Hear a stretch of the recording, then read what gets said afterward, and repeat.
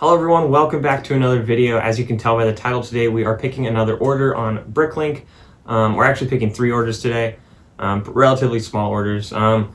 If you saw Sunday's video, it's kind of a mess in here, so I'm actually going to clean up a little bit and then we'll get right into it. But for you, obviously, that's pretty much right now.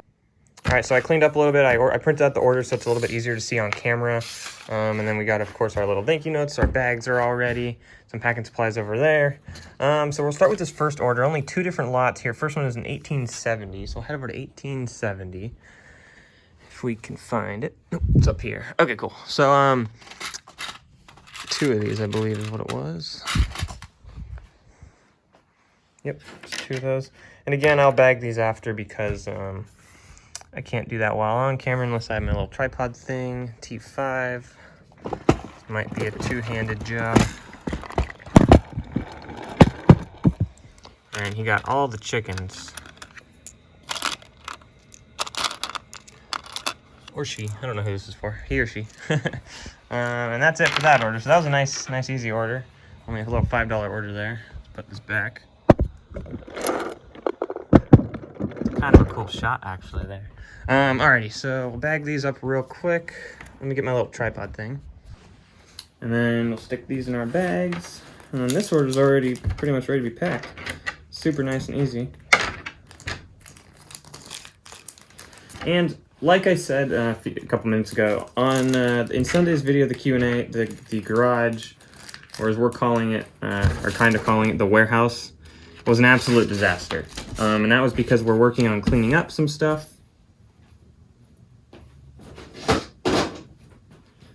And we're trying to get ready for expansion.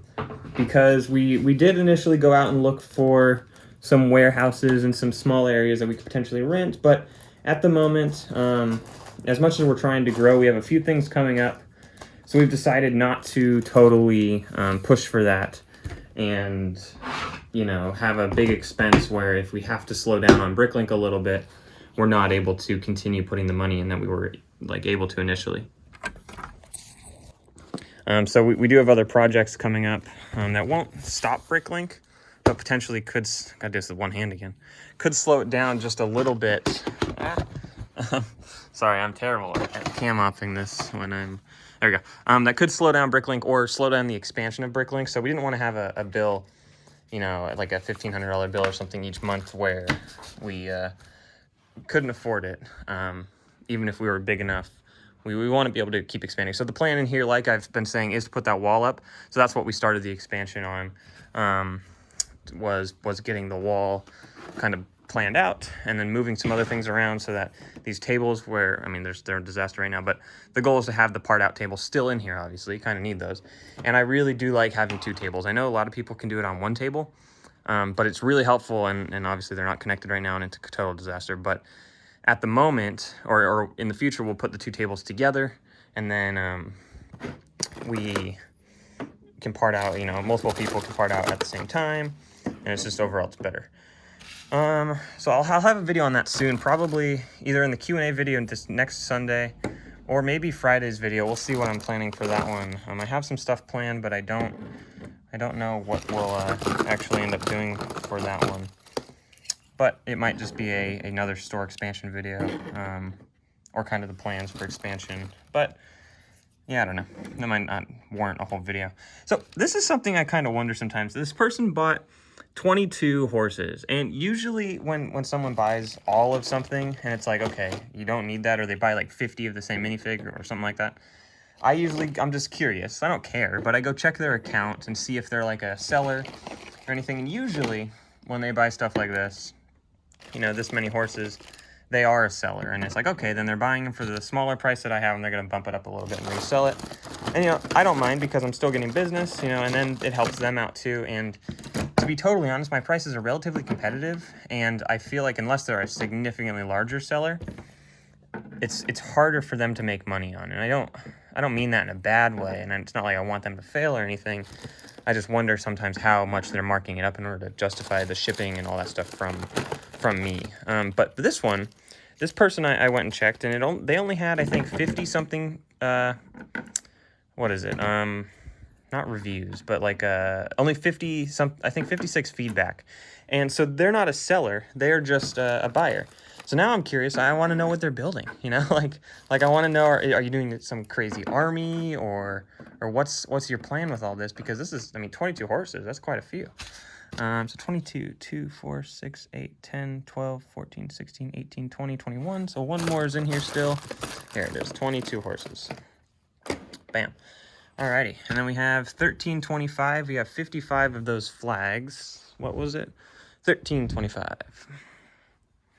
1325. There it is. And we have 55 of these flags.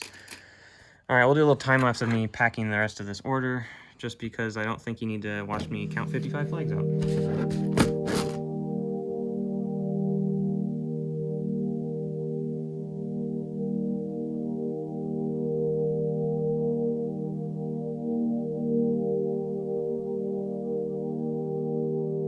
Alrighty, so I got everything bagged up now, and I printed out all the shipping labels. I won't show you the front of that, but they're printed out now, and I debated whether or not I should bag all these horses separately.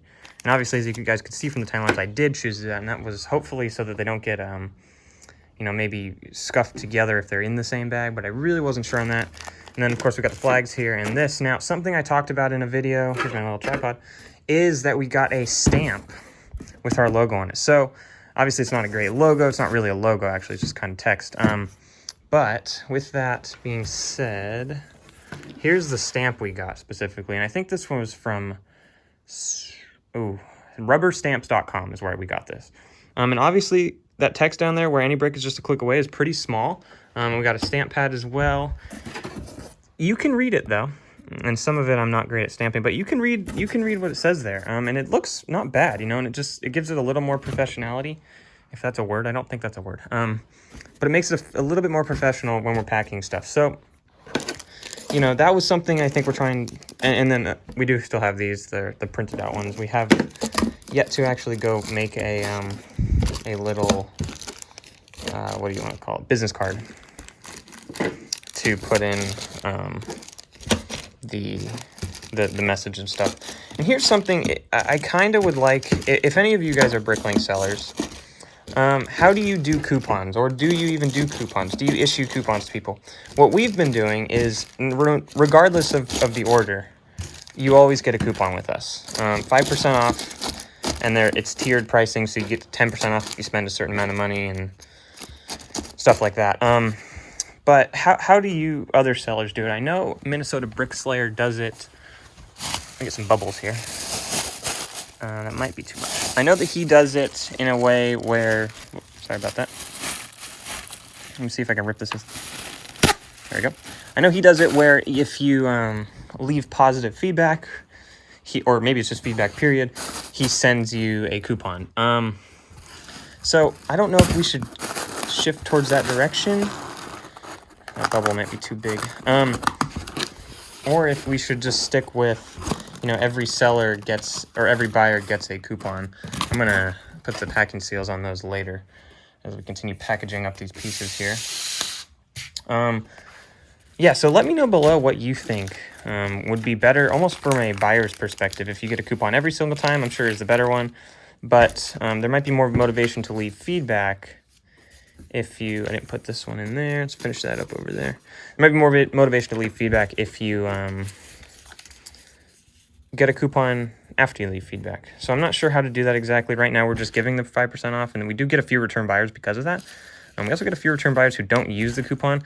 And I don't actually know what it's like to use a coupon on Bricklink, so I don't know if it's difficult or if it's confusing or any of that kind of stuff. But I'm trying to show you this as I do it, but it's very hard to hold. There we go. Yeah, so I'm not entirely sure what the best way for coupon issuing is. And then I know there's some sellers that I just don't think use coupons at all, which I like to reward the buyer. You know, if someone purchases from us, I want to say thank you, and the goal with that would be a coupon. Yeah, sorry, this is kind of a weird video, I guess. But thanks for watching. If you guys have any questions, go ahead and leave them below. As you know, we do a weekly kind of Q&A every Sunday. I'm going to finish packing these orders, and then they get to go to the post office. Got to drop them off. It's like 1 p.m. today, so we'll get them dropped off by 1:30. Yeah, thanks for watching, guys. Thanks for subscribing. If you haven't subscribed yet, go ahead and hit subscribe. Yeah, thanks, and check back in the next video, which should be on Friday. We'll see what it ends up being. I'm not entirely sure yet. Thanks for watching.